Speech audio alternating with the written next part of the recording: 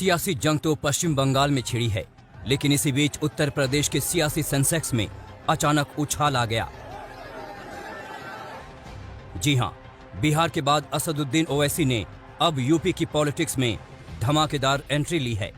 AIMIM chief Asaduddin Owaisi ने मोदी के चुनावी क्षेत्र बनारस से लेकर अखिलेश यादव के अभेद्य दुर्ग आजमगढ़ तक हलचल मचा दी। ऐलान कर दिया कि यूपी के विधानसभा चुनाव में उनकी पार्टी गठबंधन बनाकर चुनावी मैदान में उतरेगी। देखिए, अगर इलेक्शन हम लड़ते हैं तो क्या मेरा मकसद ये है कि मैं किसी एक पार्टी को जिताऊं या हराऊं? मेरा मकसद होता है कि मेरा मोर्चा, मेरे मोर्चे के कैंडिडेट्स कामयाब हों। तो हार जीत तो लगी हुई है। ये जो गुलामी की जहनियत है कि नहीं, आप इलेक्शन मत लड़िए, आप सिर्फ थाली बजाइए और हमको वोट देते रहिए। अब राजनीति बदल चुकी है भारत की। अब हम अपना हिस्सा चाहते हैं, हिस्सेदारी की लड़ाई हो रही है और मुझे यकीन है कि हम लोग आगे बढ़ेंगे। यूपी में विधानसभा चुनाव 2022 में होने वाले हैं, लेकिन इसके लिए अभी से ही सियासी सरगर्मी शुरू हो गई है। असदुद्दीन ओवैसी न सिर्फ यूपी में एंट्री ले रहे हैं, बल्कि बीजेपी को टक्कर देने के लिए उन्होंने उत्तर प्रदेश में 9 पार्टियों का एक गठबंधन भी बना लिया है। इस गठबंधन का नाम है भागीदारी संकल्प मोर्चा। इस मोर्चे में एआईएमआईएम के अलावा ओम प्रकाश राजभर की सुहेल देव भारतीय समाज पार्टी भी शामिल है। बाबू सिंह कुशवाहा की जन अधिकार पार्टी भी इस गठबंधन का हिस्सा है। इसके अलावा चंद्रशेखर की आजाद पार्टी भी इस मोर्चे का हिस्सा बन चुकी है। इस गठबंधन में कुल 9 दल एक साथ आ रहे हैं। जो आजादी के 74 साल में जो पिछाड़े गए लोग हैं, जो वंचित समाज के लोग हैं, उनको हम लोग अधिकार दिलाना चाहते हैं। इस उद्देश्य से हम लोगों ने भागीदारी संकल्प मोर्चा बनाया, जिसमें 9 दल के लोग हैं। भाई आपके सामने बैठे हैं। ये हम लोग 9 लोग मिलकर के एक मोर्चा बना करके हम लोग उत्तर प्रदेश में 2022 में सरकार बनाकर हम लोग स्नातकोत्तर तक निःशुल्क, अनिवार्य और समान शिक्षा लागू करना चाहते हैं। असदुद्दीन ओवैसी ने कहा कि उनके मोर्चे ने सारे विकल्प खोल रखे हैं। समाजवादी पार्टी हो या बीएसपी, वो सबके साथ बातचीत करने के लिए तैयार हैं। जनाब राजभर साहब ने खुलकर ये बात लखनऊ में हमारी मौजूदगी में कही कि हम सबके साथ बात करने को तैयार हैं। भाई, जिसको जरूरत है आ जाए, वो हम तो तैयार हैं। राजभर साहब हमारे इस संकल्प मोर्चा के लीडर हैं, कन्वीनर हैं, हम उनके साथ खड़े हैं। उन्होंने साफ तौर पर कहा इस बात को। असदुद्दीन ओवैसी सुबह वाराणसी के बाबतपुर हवाई अड्डे पर उतरे, जहां उनका जोरदार स्वागत हुआ। स्वागत के लिए सुहेल देव भारतीय समाज पार्टी के अध्यक्ष ओम प्रकाश राजभर खुद मौजूद थे। ओवैसी के साथ से गदगद ओम प्रकाश राजभर को यकीन है कि उनका मोर्चा यूपी विधानसभा चुनाव में जीत का परचम लहराएगा। 100% हम सफल हैं। जो लोग इस बात की चर्चा कर रहे हैं, बीजेपी की अगर बात करें तो बीजेपी में लोडर चिल्ला रहे हैं। जो लोडरों का काम है सिर्फ समाज का वोट दिलाना, और जब समाज के अधिकार की बात आती है, शिक्षा, स्वास्थ्य, रोजगार, नौकरी की बात आती है, तो लोडर नहीं बोलते। अब यहां भागीदारी संकल्प मोर्चा में लीडर इकट्ठा हो रहे हैं जो समाज के अगुवाई करने के लिए तैयार हैं। ये लोग जो लोडर हैं वो छटपटा रहे हैं। आप देखिएगा, लोडरों को दिखाकर लोगों ने वोट लिया है। अब यहाँ उनका लीडर खड़ा हो रहा है और बड़ी संख्या में लोग लीडर के साथ खड़े हैं। असदुद्दीन ओवैसी और ओम प्रकाश राजभर के इस गठबंधन का निशाना मुस्लिम और पिछड़े वर्ग के वोट बैंक पर है। असदुद्दीन ओवैसी यूपी में मुस्लिम वोट बैंक को साधने की जुगाड़ में हैं। उत्तर प्रदेश में करीब 20% मुस्लिम वोट हैं, जिन पर ओवैसी की नजर है। यूपी विधानसभा की 403 सीटों में से 135 सीटों पर मुस्लिम वोट निर्णायक हैं। ओवैसी की पार्टी एआईएमआईएम 2017 में भी यूपी विधानसभा चुनाव लड़ चुकी है। तब पार्टी ने 38 सीटों पर अपने प्रत्याशी खड़े किए थे। हालांकि उनके किसी भी प्रत्याशी को जीत नहीं मिली थी। 2017 में ओवैसी ने तो बस यूपी के सियासी पानी की गहराई नापी थी। उनकी पार्टी अकेले चुनावी मैदान में उतरी थी, लेकिन इस बार ओवैसी गठबंधन बनाकर चुनावी मैदान में ताल ठोंकने की तैयारी में हैं। 2022 के असेंबली के चुनाव में जनाब राजभर साहब के साथ हम लोग बैठकर जितने उसमें दल है सब बैठकर बात करेंगे, बात करके एक यूनानिमस फैसला करके इलेक्शन लड़ेंगे। साफ तौर पर असदुद्दीन ओवैसी इस बात की तस्दीक कर रहे हैं कि उत्तर प्रदेश के चुनाव में ये जो मोर्चा है उसकी भूमिका प्रबल होगी। यही कारण है कि बाकी दलों के साथ में ये गठबंधन वो काम करेगा जो मुख्य विपक्षी दल उत्तर प्रदेश में अभी तक नहीं कर पाए हैं। कैमरामैन नीरज कुमार के साथ अभिषेक मिश्रा, आज तक। दम ठोक कर दावे करते हुए असदुद्दीन ओवैसी। फिलहाल ओवैसी यूपी में मोर्चेबंदी करने में जुटे हुए हैं। सवाल यह है कि ओवैसी की पार्टी यूपी के चुनावी मैदान में उतरी तो नुकसान किसे होगा? जवाब सीधा सा है, समाजवादी पार्टी को, क्योंकि ओवैसी के मोर्चे की निगाहें यूपी के उस पिछड़ा वर्ग और मुस्लिम वोट बैंक पर है जिस पर समाजवादी पार्टी अपना अधिकार मानती है।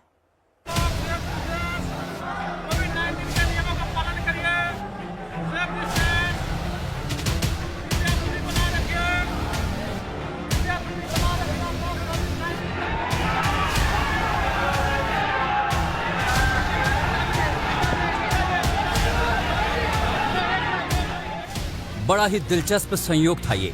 समाजवादी पार्टी के वोट बैंक में सेंध लगाने के जुगाड़ में एआईएमआईएम चीफ असदुद्दीन ओवैसी जिस वक्त वाराणसी के बाबतपुर हवाई अड्डे पर उतरे, उससे 1 घंटे बाद ही अखिलेश यादव भी बाबतपुर हवाई अड्डे पर उतरे।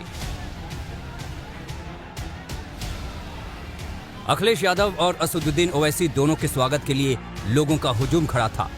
हवाई अड्डे से असदुद्दीन ओवैसी को अखिलेश यादव के गढ़ आजमगढ़ में जाना था, जबकि अखिलेश यादव को जौनपुर में एक निजी कार्यक्रम में जाना था। अखिलेश बखूबी जानते हैं कि ओवैसी उनके चुनावी इलाके आजमगढ़ में क्या करने जा रहे हैं। आजमगढ़ की जनता समाजवादी परिवार है और हमारा आज का रिश्ता आजमगढ़ से नहीं है। जब मैं राजनीति में नहीं था तब से आजमगढ़ का रिश्ता समाजवादियों से रहा है। नेताजी से लेकर के और समाजवादियों के साथ आजमगढ़ की जनता हमेशा खड़ी रही है। असदुद्दीन ओवैसी और ओम प्रकाश राजभर के 9 दलों के गठबंधन के साथ यूपी के मुस्लिम वोट बैंक के साथ साथ पिछड़ी जातियों के वोट बैंक को साधना चाहते हैं। ये वही वोट बैंक हैं जिस पर समाजवादी पार्टी अपना एकाधिकार मानकर चलती है। यही वजह है कि ओवैसी ने अखिलेश यादव को अपने निशाने पर लिया। भारत की राजनीति में अगर कोई लैला है तो मैं हूं और मेरे कई मजनू हैं। तो अब ये इल्जाम लगता रहेगा, इससे हमको कोई फिक्र करने की जरूरत नहीं है। तो मुझे यकीन है कि इंशाअल्लाह ताला उत्तर प्रदेश की जनता जो विकल्प या अल्टरनेट पॉलिटिक्स को देख रही है वो जरूर इस भागीदारी मोर्चा की तरफ बड़ी उम्मीद से देख रही है और आने वाले असेंबली के चुनाव में वो हमको अपने आशीर्वाद से, अपनी मोहब्बतों से नवाजेगी। 9 दलों के इस गठबंधन में असदुद्दीन ओवैसी के जिम्मे मुस्लिम वोट बैंक है। पूर्वांचल में मुस्लिमों की तादाद अच्छी खासी है। पूर्वांचल के लोकसभा क्षेत्रों में मुस्लिम मतदाता 9% से 20% के आसपास हैं। पूर्वांचल की 30 से 35 विधानसभा सीटों पर मुस्लिम मतदाता ही हार जीत का फैसला करता है। अब जरा ओवैसी के इस पूर्वांचल दौरे का रूट मैप देख लें तो कहानी समझ में आ जाएगी। वाराणसी के बाबतपुर हवाई अड्डे पर ओवैसी उतरे, उसके बाद वो जौनपुर गए। जौनपुर से उनका काफिला आजमगढ़ के लिए निकला, यानी ओवैसी ने इस यात्रा के लिए मुस्लिम बहुल इलाकों वाला रास्ता चुना। ओवैसी का काफिला आजमगढ़ पहुंचा। यहाँ के सांसद खुद अखिलेश यादव हैं। पहले बनारस, फिर जौनपुर और फिर आजमगढ़ पहुंचकर एआईएमआईएम चीफ असदुद्दीन ओवैसी और ओपी राजभर ने यूपी की सियासत में दस्तक दी। लेकिन अखिलेश यादव के संसदीय क्षेत्र में आकर के एआईएमआईएम 2022 के चुनाव में बीजेपी से ज्यादा सपा के लिए मुसीबत पैदा कर सकती है। अखिलेश यादव असदुद्दीन ओवैसी की यूपी में एंट्री को बीजेपी की चाल बता रहे हैं। ये भारतीय जनता पार्टी का खेल देखना आने वाले समय में कैसा कैसा खेल होता है। अभी तो चुनाव में 1 साल है, 1 साल के अंदर न जाने क्या क्या देखने और सुनने को मिलेगा। वहीं ओवैसी अखिलेश यादव पर हमले बोल रहे हैं। समाजवादी पार्टी का और दूसरी पार्टी का ये तो जमीन पर है ही नहीं। इनका तो सिर्फ देखते हैं आपसे सोशल मीडिया पे या फिर किसी दूसरी जगह पर। जबकि बीजेपी ओवैसी को वोट कटुआ बताने में जुटी है। षड्यंत्रकारी लोग आपस में मिल रहे हैं, जो लोगों को बांटने का काम करते हैं। ओवैसी जी केवल वोट काटने का काम करते हैं और ओवैसी जी केवल देश बांटने का काम कर रहे हैं और देश को भी काटने का काम कर रहे हैं।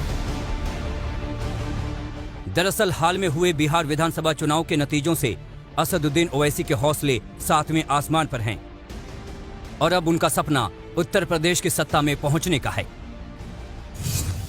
ओवैसी की पार्टी AIMIM 2020 के बिहार विधानसभा चुनाव में 20 सीटों पर चुनाव लड़ी थी।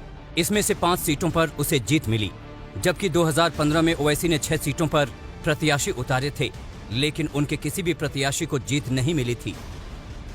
बिहार में असदुद्दीन ओवैसी ने जो गठबंधन बनाया था उसमें BSP भी शामिल थी। यूपी में BSP और समाजवादी पार्टी में एक बार फिर 36 का आंकड़ा है। असदुद्दीन ओवैसी समाजवादी पार्टी के दुर्ग में सेंध लगाने की फिराक में हैं। ऐसे में क्या यूपी में भी ओवैसी को बहन जी का साथ मिलेगा? वाराणसी में रोशन जायसवाल के साथ अभिषेक मिश्रा, आजमगढ़ आज तक। असदुद्दीन ओवैसी अपनी पार्टी को हैदराबाद से आगे ले जाने की कोशिशों में जुटे हुए हैं। बिहार के बाद उनकी पार्टी पश्चिम बंगाल में पांव पसार रही है। ओवैसी बंगाल के मुस्लिम बहुल इलाकों में अपने प्रत्याशी उतारने की तैयारी में है। ओवैसी की पार्टी बंगाल में ज्यादा सीटें जीते या ना जीते, लेकिन सीएम ममता बनर्जी का सिरदर्द तो बढ़ा ही देगी।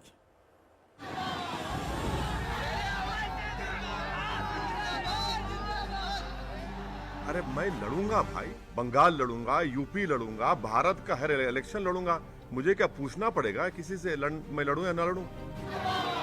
बिहार विधानसभा चुनाव में हैदराबादी सियासत ने रंग जमाया तो असदुद्दीन ओवैसी के अरमानों को जैसे पंख लग गए। ओवैसी पश्चिम बंगाल के विधानसभा चुनावों में अपनी पार्टी का भविष्य खंगाल रहे हैं। ओवैसी ने बुगली के फुरफुरा शरीफ के पीरजादा अब्बास सिद्दीकी को पार्टी का चेहरा बनाया है। बंगाल में 30% से ज्यादा मुस्लिम वोट हैं। जब एक तरफ कांग्रेस, लेफ्ट, तृणमूल कांग्रेस और आप भी रहेंगे, क्या मुद्दों पर लड़ेंगे चुनाव बंगाल में? सबसे पहली बात यह है कि आप लोग क्यों भूल जाते हैं कि सिर्फ मुसलमान ही है, भाई हिंदू भी है, ब्राह्मण है, अपर कास्ट है, दूसरे कम्युनिटीज़ के भी वोट हैं, तो इस सब की नज़र से मुस्लिम वोट पे क्यों होती है? तो भाई हम तो ये नहीं कह रहे हैं, हम तो कह रहे हैं कि हम सबको साथ लेकर इलेक्शन लड़ेंगे और सबका वोट हासिल करने की कोशिश करेंगे। अब रहा सवाल कि ये तो जनता के हाथ में है किसको वोट दें ना दें। पश्चिम बंगाल में 27% मुस्लिम आबादी है। 294 में से 120 सीटों पर मुस्लिम मतदाता निर्णायक होते हैं। मुस्लिम बाहुल्य इलाकों में ओवैसी अपनी पार्टी के उम्मीदवार उतारने की तैयारी कर रहे हैं। मुर्शिदाबाद, मालदा, उत्तर दिनाजपुर समेत अन्य मुस्लिम बाहुल्य इलाके में ओवैसी अपनी पार्टी के उम्मीदवार उतार सकते हैं। ओवैसी की नजरें पश्चिम बंगाल पर हैं और वो बंगाल में ममता बनर्जी का सिरदर्द बढ़ा रहे हैं। साथ ही उनकी पार्टी अब उत्तर प्रदेश में भी पांव पसार रही है। यही नहीं, ओवैसी तो तमिलनाडु में भी हैदराबादी राजनीति का तड़का लगाने की तैयारी कर चुके हैं। आज तक ब्यूरो। पश्चिम बंगाल की 294 सीटें, उत्तर प्रदेश की 403 सीटें, 1.5 साल के अंदर ही दोनों ही राज्यों में और बंगाल में तो सिर्फ 4 महीने बाकी हैं। ऐसे में कितना कमाल दिखा पाते हैं असदुद्दीन ओवैसी, इस पर रहेगी हमारी नजर। हमारी इस पेशकश में अभी के लिए बस इतना ही। देश और दुनिया की बाकी खबरों के लिए आप देखते रहिए आज तक।